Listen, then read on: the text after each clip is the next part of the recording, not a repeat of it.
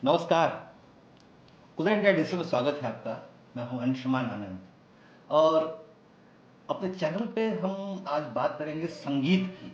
संगीत जो ईश्वर की आवाज़ है, जो निसर्ग का की ध्वनि है, और इस निसर्ग की ध्वनि को धरती पर उतारने वाले संगीतकारों को हम ईश्वरीय दर्जा देते हैं, गंधर्व कहा जाता है। और एक ऐसे ही महान गंधर्व हमारे साथ स्टूडियो में उपस्थित हैं। श्री प्रेम आनंद जी का बहुत बहुत स्वागत है। नमस्ते नमस्ते, जय जय। हाँ, तो दर्शकों को बता दें कि प्रेम आनंद जी उड़िया संगीत इंडस्ट्री और बॉलीवुड के बहुत जाने पहचाने और बड़े नाम हैं। और उन्होंने आध्यात्मिक संगीत से लेके और बहुत कई फिल्मों में और संगीत दिया है। और उनकी सबसे बड़ी उपलब्धि ये रही कि हॉकी इंडिया के लिए उन्होंने एक ऐसा संगीत दिया, उसकी थीम सॉन्ग ऐसी बनाई कि बड़े बड़े संगीतकारों ने उसके आगे घुटने टेक दिए और उनका म्यूजिक सिलेक्ट हुआ। लेकिन हम सबसे पहले बात करेंगे उनकी आध्यात्मिक देन की, जो संगीत के की दुनिया में बहुत प्रसिद्ध है। आप जो बैकग्राउंड म्यूजिक सुन रहे हैं इस वक्त, वो भगवान जगन्नाथ को समर्पित है। और पूरी जगन्नाथ शंख क्षेत्र में इस संगीत से ही सुबह की शुरुआत होती है। ईश्वर स्वयं इस संगीत को सुनकर प्रसन्न होते हैं। देखिए, आप जरा पहले इस गीत को सुनिए।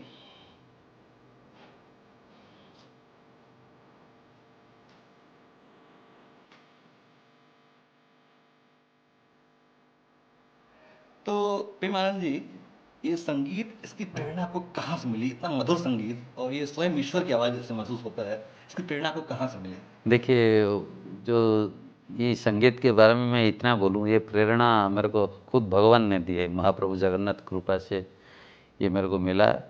एवं मेरा मन में एक दिन आया, वो जो सुबह सुबह जो मंगल आरती होता है ना, महाप्रभु का दरवाज़ा खुलता है।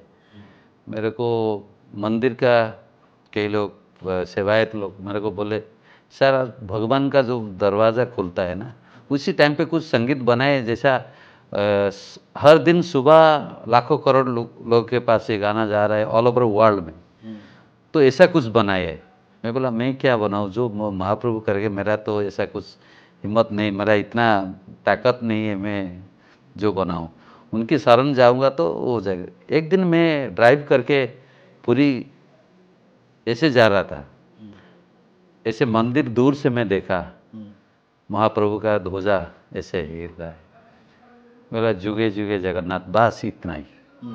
वही धुन वहीं पे स्ट्राइक किया भगवान को ये करके। मैं बोला ये तो अच्छा लग रहा है, फिर कोशिश करेंगे इसको थोड़ा मैं डेवलप करके। फिर जिस दिन मैं सुनाया, जो मंगल आरती जो भीतर छा महापात्र, उनका नाम है कालियानना। मैं पहले उनको सुनाया, मैं देखो आप तो सुबह सुबह जाके दरवाज़ा खोलते हैं महाप्रभु जगन्नाथ जी का, ये गाना आपको कैसा लग रहा है? बोले प्रेमानंद जी ये गाना लॉक किया जाए, ये गाना बहुत अच्छा है। तो उसी दिन से अभी आप सोचे नहीं, ये गाना के लिए मेरे को असम फिल्म इंडस्ट्री में भी फ़ोन आया। ये माँ असम का जो माँ है कामाख्या, माँ कामाख्या देवी के लिए, और वो शिव जी के लिए वेस्ट बंगाल से फ़ोन आया। बहुत सारे दुनिया से कई कई जगह से मेरे को फ़ोन आया, ये गाने को सर हम हिंदी में करेंगे और माँ शिव के लिए करेंगे, कामाख्या देवी के लिए करेंगे। मैं बोला नहीं, महाप्रभु जगन्नाथ जी के लिए तो हो गया, इस टाइप का दूसरा कुछ बनाएंगे। तो ये गाना को लेके मेरे को इतना सुकून मिलता है। महाप्रभु का पहला दर्शन, दरवाज़ा खुलता है, गाना बजता है, हर लोग कोई ना कोई मेरे को फ़ोन आएगा। जिस दिन जिसका थोड़ा लेट हो जाएगा, अरे आज आज क्यों नहीं आया? तो ये मेरा सौभाग्य की बात है, और महाप्रभु का कृपा के वजह से ये हुआ, मेरे वजह से कुछ भी नहीं है। युगे युगे जगन्नाथ। जगन्नाथ, यानी हर युग में सदियों से जगन्नाथ की महिमा अपने गाई जाती है, और इसे प्रेमानंद जी ने आवाज दी है।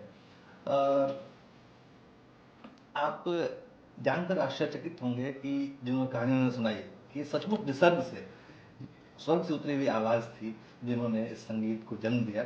हम अपनी इस यात्रा को आगे बढ़ाते हैं, और हम हमने इस कंपोजिशन को सुना, लेकिन हम एक बार चाहेंगे कि इसको आप एक बार दर्शकों के लिए गा के सुनाएं। श्योर श्योर, ये तो मेरा सौभाग्य की बात है। दो लाइन जुगे जुगे जगन्नाथ मो जगन्नाथ जगन्नाथ जुगे जुगे जगन्नाथ मो जगन्नाथ जगन्नाथ जुगे जुगे जगन्नाथ मो जगन्नाथ जगन्नाथ जुगे जुगे जगन्नाथ मो जगन्नाथ जगन्नाथ जुगे जुगे जगन्नाथ मो जगन्नाथ जगन्नाथ जुगे जुगे जगन्नाथ मो जगन्नाथ जगन्नाथ जुगे जुगे जगन्नाथ मो जगन्नाथ जगन्नाथ जुगे जुगे जगन्नाथ मो जगन्नाथ जगन्नाथ। बहुत खूब, बहुत खूब। एक इंस्ट्रूमेंटल डिवाइस से सुनने के बाद और लाइव सुनने का मजा ही अलग है। वास्तव में एक अद्वितीय अनुभव था, लगा जैसे समाधि लग गई हो इस संगीत को सुन के। Thank you.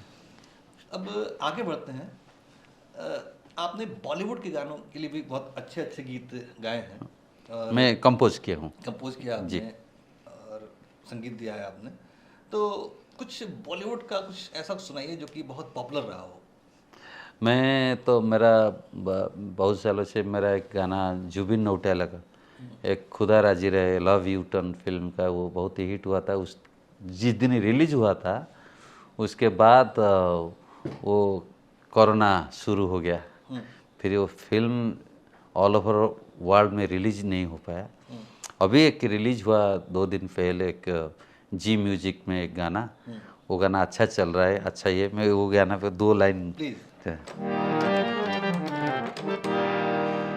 मैं तुम हो जाऊं यूं मैं खो जाऊं, मैं तुम हो जाऊं यूं मैं खो जाऊं, दिल तेरा घर मेरा सांसें बन जाऊं, मैं तुम हो जाऊं यूं मैं खो जाऊं, यूं खो जाऊं यूं मैं खो जाऊं। ये गाना प्रतीक्षा श्रीवास्तव ने गाया, जो जी का ओरिजिनल सिंगर है, और अरुण जी लिखा है, अरुण कुमार। और ये गाने में बहुत इंडिया का बहुत टफ म्यूजिशियन टेक्नीशियन काम किए, जैसे सोमू सिल गिटार प्लेयर जी बहुत बड़े बड़े फिल्म में काम कर चुके हैं, और हनीश तनेजा जो मिक्सिंग मास्टरिंग किए बहुत बड़े बड़े फिल्म कर चुके। तो ये टेक्निकल टीम मेरा बहुत बड़ा है बॉलीवुड में, और अच्छा रेस्पॉन्स मिल रहा है, मेरे को अच्छा लग रहा है। मैं उड़ीसा में जितना मेरे को प्यार मिला, अभी ग्लोबली प्यार मिलने के लिए कोशिश जारी है। बाकी महाप्रभु का कृपा है और सब लोग का प्यार चाहिए। तो मैं तुम हो जाऊं यानी 2 प्रेमियों के एक होने की गाथा थी, बिल्कुल एक बिल्कुल संगीत था ये। अच्छा, आप फोक में आपने क्या एक्सपेरिमेंट किया है, हमें कुछ फोक के बारे में बताइए कि। हाँ, मैं तो फोक में बहुत सारे किए हैं। मैं एक ट्राइबल एंथम किया था उड़ीसा का कल्चर डिपार्टमेंट का, और मेरा बहुत सारे गाना उड़िया लैंग्वेज में बहुत सारे गाना फोक में है। और मैं कोशिश कर रहा हूँ, अभी भी मैं थोड़ा बॉलीवुड में जब मैं अभी काम थोड़ा शुरू किए, मैं चाह रहा हूँ कुछ फोक को उड़ीसा का फोक हो या कहीं स्टेट का फोक हो, थोड़ा आगे लाने के लिए कैसे किसी तरीक़े से थोड़ा कुछ नया पन कुछ इम्प्रोवाइज करके म्यूजिक फ्यूजन करके ऐसा लाने के लिए मैं कोशिश किया हूँ। अभी थोड़ा ट्राई बेसिस में हूँ, थोड़ा मैं रिसर्च कर रहा हूँ। इंडियन फोक में बहुत गुंजाइश है, बिल्कुल, क्योंकि उसको अगर फ्यूजन उसका तैयार किया जाए जी जी, असीमित संभावनाएं हैं। बिल्कुल बिल्कुल। तो अगर कुछ हो सके तो हमें एक फोक सुनाइए। मैं अभी रिसर्च कर रहा हूँ, अभी मैं तैयारी क्या करने से मेरे को क्या लगेगा, इसी हिसाब से मैं अभी थोड़ा रिवील करने के लिए नहीं चाह रहा हूँ। हाँ, फिर आपके स्टूडियो में आऊँगा, रिवील करूँगा। कोई जी बात जी नहीं। जी जी। अच्छा, अपने दर्शकों को बता दें कि हॉकी इंडिया के थीम सॉन्ग जो पिछले साल हॉकी, अंतिम। हाँ, हॉकी एंथम तैयार किया गया था, हॉकी का जो वर्ल्ड कप हुआ, उसका कई सारे बहुत बड़े बड़े दिग्गज, मैं नाम नहीं बता सकता, लेकिन दिग्गज संगीतकारों ने उस प्रतिस्पर्धा में हिस्सा लिया, लेकिन जीते कौन? तो हमारे प्रेम आनंद जी। तो अब इसकी कहानी बताइए कि आपने उसकी प्रेरणा को कैसे मिली और कैसे कैसे कैसे आपने हॉकी इंडिया का थीम सॉन्ग तैयार किया? देखिए, हॉकी इंडिया का जब हमारा पहला हॉकी वर्ल्ड कप हुआ था उड़ीसा में, हाँ, मैं उस टाइम सोचा था हॉकी वर्ल्ड कप उड़ीसा में हो रहा है, हॉकी एंथम हुआ या नहीं हुआ। हाँ, मैं देखा हॉकी एंथम कुछ हुआ नहीं। हाँ, क्रिकेट को हम लोग को प्रमोट करते हैं, सपोर्ट करते हैं, हाँ, लेकिन हॉकी हमारा नेशनल स्पोर्ट्स है। हम्म, लेकिन हॉकी का एंथम क्यों नहीं है, मेरा मन में एक आया। हम्म, हॉकी एंथम होना चाहिए, हमारा नेशनल स्पोर्ट्स है हॉकी। हम्म, तो ये मेरा मन में था। फिर जब 2022 में फिर उड़ीसा में हुआ हम्म, हॉकी वर्ल्ड कप, मेरा मन में आया। हम्म, गवर्नमेंट ऑफ उड़ीसा ये है, स्पॉन्सर है। बिल्कुल, तो फिर मैं गवर्नमेंट ऑफ उड़ीसा के पास गया। मैं बोला मैं चाह रहा हूँ हॉकी के लिए कुछ करने के लिए ना, क्या करने के लिए। मैं बोला हॉकी का के लिए एक सॉन्ग चाहता हूँ। नहीं नहीं, हमारा हाथ में कुछ नहीं, वो FIH करेगा, अच्छा, फेडरेशन ऑफ इंडिया हॉकी। हम्म, तो आप दिल्ली कांटेक्ट कीजिए। हम्म, मैं जिस टाइम पे कांटेक्ट किए थे वो उस टाइम प्रेसिडेंट थे बात्रा, सम बात्रा साहब। उनका कुछ कंट्रोवर्सी हुआ CBI का, ऐसा कुछ, वो रिजाइन दे दिए। मैं उनके साथ कांटेक्ट में था, हम्म, मेल, मेरा गाना भेजा था, मेल किया था, लेकिन जो उनका कुछ कंट्रोवर्सी हुआ वो चले गए। उसके बाद दिलीप तिर्की आए, उड़ीसा का फॉर्मर कैप्टन इंडियन हॉकी बहुत टीम, फेमस है दिलीप तिर्की बहुत उनका। दिलीप तिर्की, बहुत बड़े नाम है। दिलीप जी से मैं मिला। मैं बोला सर मैं ऐसा गाना बनाया, आज कुछ स्क्रैच है।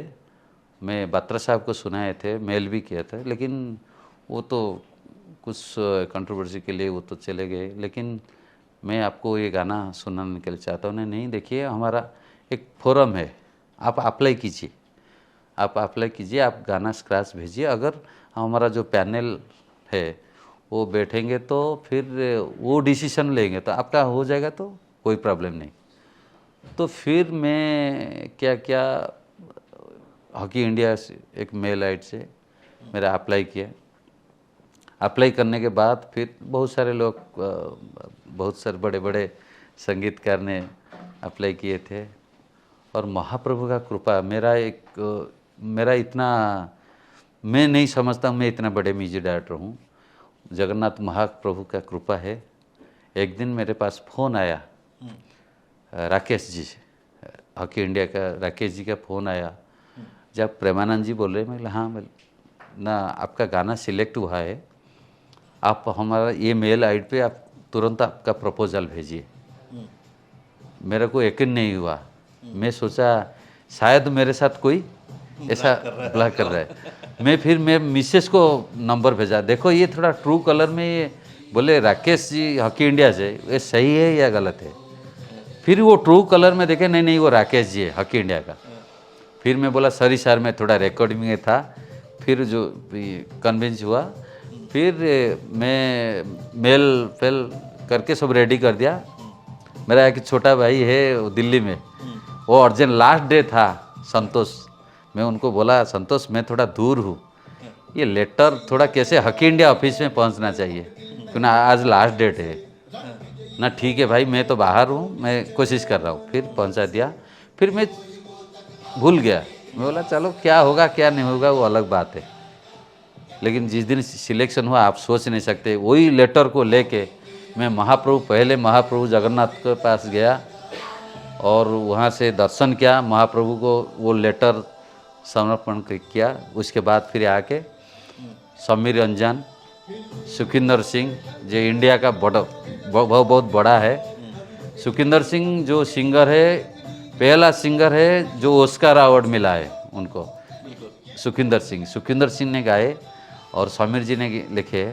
मेरे को बहुत अच्छा लगा। और मेरे को उस दिन मैं सोचा महाप्रभु मेरे ऊपर बहुत कृपा किए और जो हमारा देश का जो नेशनल स्पोर्ट्स है उनका एंथम करने के लिए मेरे को मौका मिला। ये सौभाग्य। अच्छा, तो दर्शक ये जानने में दिलचस्पी रखेंगे कि जैसे रेस होती है जी। उसमें बड़े बड़े धावक भाग लेते हैं, जी तो टॉप पे जो आता है उसका नाम तो होता ही है, लेकिन जी। ये भी जानना बहुत इंटरेस्टिंग होता है कि रेस में साथ में कौन लोग दौड़े थे।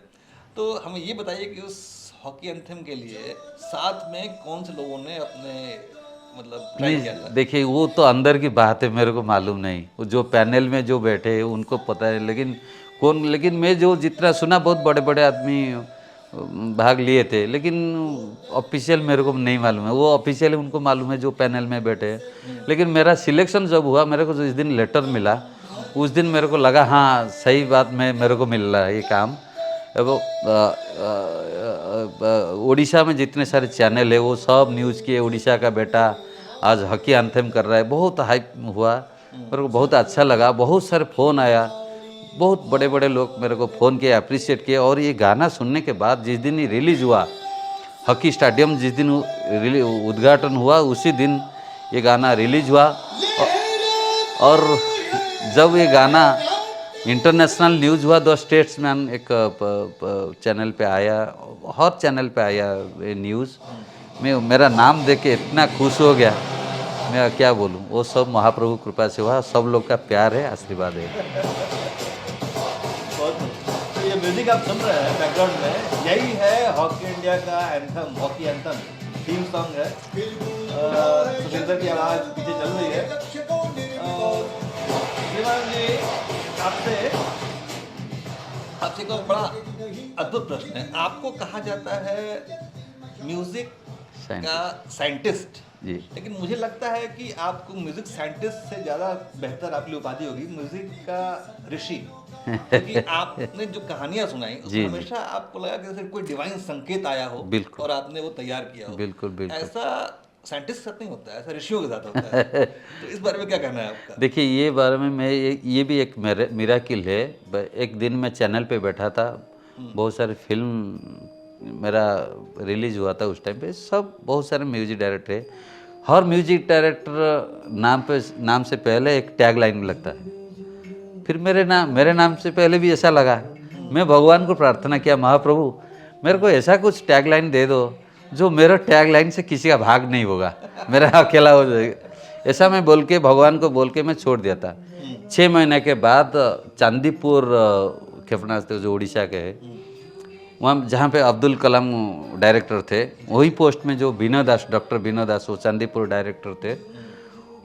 एक जगतगुरु शंकराचार्य वेद और विज्ञान के ये में एक प्रेस मीट चल रहा था। वो डिवाइन और साइंस को लेके क्या है, ऐसा एक डिबेट था। उसी टाइम पे मेरे को बुलाए थे, मैं गया था। और डॉक्टर बीना दास जो चांदीपुर डायरेक्टर थे उस टाइम पे, उन्होंने बोले प्रेमानंद जी हम तो कुछ मिला जुला के क्षेपणास्त्र कुछ तैयार करते हैं, लेकिन संगीत को जो एक्सपेरिमेंट करते हैं, नया धुन हो, नया बच्चे लोग को सामने लाना, कुछ एक्सपेरिमेंट करते हैं, वो हमारे ग्राउंड में है। और हम आज उनको म्यूजिकल साइंटिस्ट हिसाब से सम्मानित कर रहा हूँ। तो नेशनल मीडिया था, स्टेट मीडिया था, वो सब हो गया। उसी दिन से सब लोग मेरे को म्यूजिकल साइंटिस्ट यानी संगीत का वैज्ञानिक। तो ये हमारे प्रेमानंद जी की पहचान है जो कि उन्हें दुनिया ने दी है।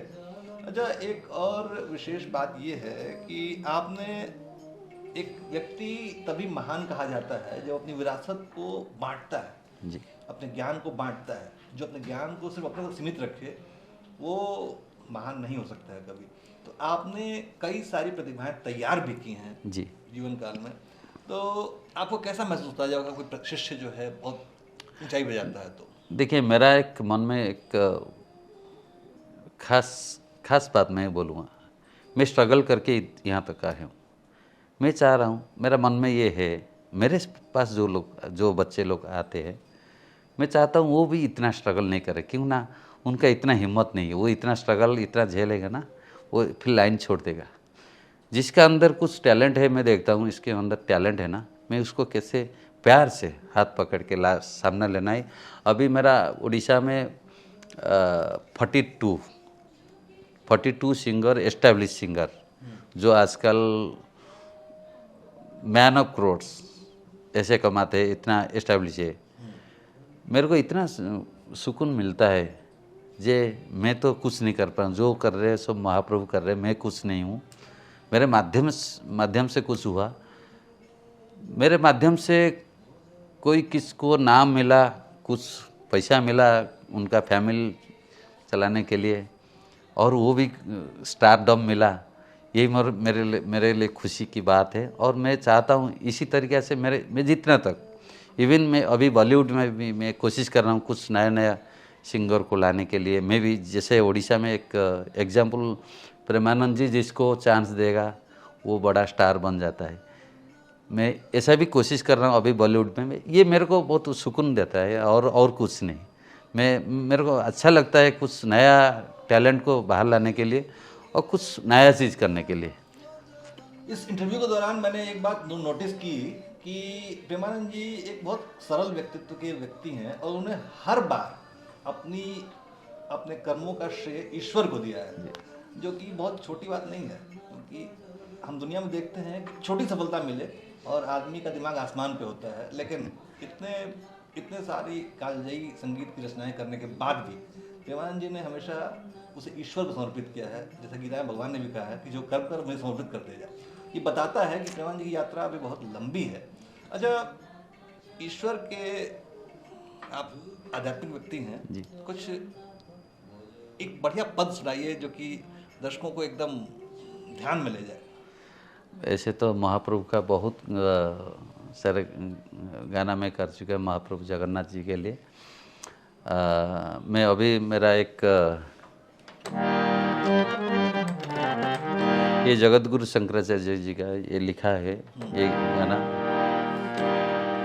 हे अच्युत हे अनंत हे गोविंद, हे अच्युत हे अनंत हे गोविंद, हे अच्युत हे अनंत हे गोविंद, हे अच्युत हे अनंत हे गोविंद, हे अच्युत हे अनंत हे गोविंद, हे अच्युत हे अनंत हे गोविंद, हे अच्युत हे अनंत हे गोविंद, हे अच्युत हे अनंत हे गोविंद, हे अच्युत हे अनंत हे गोविंद, हे अच्युत हे अनंत हे गोविंद। अद्भुत अद्भुत, गोविंद अच्युत, श्री कृष्ण की आराधना थी ये। अच्छा, एक बात और है कि आपकी उम्र भी बहुत ज़्यादा नहीं है, यात्रा बहुत लंबी है, तो भविष्य की क्या योजनाएं हैं आपकी? मेरा ऐसा कुछ नहीं, जो महाप्रभु मेरे को जिस रास्ता पे लेके मैं उसी रास्ता पे जाऊंगा। मेरा ऐसा कुछ नहीं है। मैं यहाँ मैं इतना ये सोचा, भगवान मेरे को यहाँ धरती पे जन्म दिया है मेरा कर्म के लिए। मैं सोचता हूँ 100 साल के बाद कोई मेरे को नहीं पूछेगा किसी को प्रेमानंद का बेटा कौन है, उनका बीबी कौन थे, उनका क्या क्या है, कोई नहीं देखेगा। सिर्फ देखेगा प्रेमानंद जी क्या गाना बनाए, वही मेरे को अमर करेगा। तो इसलिए मैं संगीत के माध्यम से जो कुछ करूँगा, जो भगवान मेरे को ऐसा लगता है भगवान ने भेजा मेरे को ये संगीत के सेवा करने के लिए। किसी को भी थोड़ा सुकून मिलेगा मेरा संगीत को सुन के, बस ये मेरा सेवा है। मैं ये सोचता हूँ ये सेवा करने के लिए मेरे को भगवान ये धरती पे लाए है। बस इस सेवा के लिए मैं जो कुछ करूँगा, और बाकी मेरा कुछ इच्छा नहीं है। सही कहा आपने, ईश्वर ने हर किसी की भूमिका तय कर रखी है कि उसे इस दुनिया में जाके क्या करना है, और हमें अपनी भूमिका को सर्वश्रेष्ठ तरीके से निभाना है। तो अच्छा, अभी तक हमने बात की कि आपकी रचनाओं के बारे में जी। अब हमें ये बताइए कि आपको बाकी जो संगीतकार हैं जी। उसमें किसकी रचना ज़्यादा पसंद आती है? देखिए, हर संगीतकार बहुत अच्छे हैं, उनकी तरीक़ा से वो उनका टैलेंट जो है। आपका फेवरेट कौन है? मेरा ये बॉलीवुड में या हॉलीवुड में, मैं तो 2 इंडस्ट्री में काम कर रहा पहले हूँ। हॉलीवुड की बात करेंगे फिर बॉलीवुड की बात बॉलीवुड करेंगे। में हमारा एक अक्षय मानती है, वो लीजेंड है, जिनके नाम सुन के एक संगीत पहचान मिलता है उड़ीसा को। और वो अक्षय मानती बहुत लीजेंड है, उनको उनके साथ कुछ कंपेयर नहीं, किसी को कंपेयर नहीं करना चाहिए। मेरा एक बीच में एक न्यूज़ आया था, मेरा हाईएस्ट फिल्म अक्षय मानती के नाम पे था। फिर मैं जो वो रिकॉर्ड जो तोड़ा, मेरा हाईएस्ट फिल्म अभी उड़ीसा में हुए, एक न्यूज़ मीडिया ऐसे निकाल दिए थे, अक्षय मानती को क्रश कर लिए प्रेमानंद जी। मैं उनको गाली दिया, मैं बोला ऐसा मत लिखिए भाई, वो लीजेंड है अक्षय मानती प्रेमानंद में तो कुछ एक नहीं है। झलक सुनाइए जरा क्या अक्षय मानती के संगीत का। अब खोका भाई का गाना मैं सुनाने के लिए मेरा उतना ये नहीं, फिर भी फिर भी मैं 2 लाइन सुना सकता, लेकिन मैं बोला नहीं, अक्षय मानती है, वो हमारा बाप है, हम तो कुछ नहीं, हम उनको क्यों क्रश करेंगे। वो नंबर उसी टाइम पे जितना ज़्यादा फिल्म नहीं हुआ था, वो कम हुआ था, हमारा टाइम पे ज़्यादा फिल्म हो रहा है, इसलिए मैं ज़्यादा फिल्म कर लिया। ऐसा नहीं है जी अक्षय मानती को मैं क्रश किया, मैं उनको मना किया था, मैं ऐसा न्यूज़ मत कीजिए, क्यों ना वो लीजेंड है, उनके साथ हम कुछ भी नहीं है। तो मैं नहीं, ऐसा सही बात है। तो खोका भाई का ऐसे अक्षय मानती के बहुत सारे गाना है।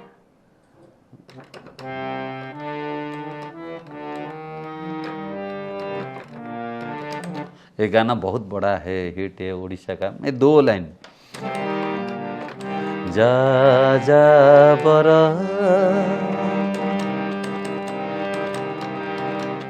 मान मोरा,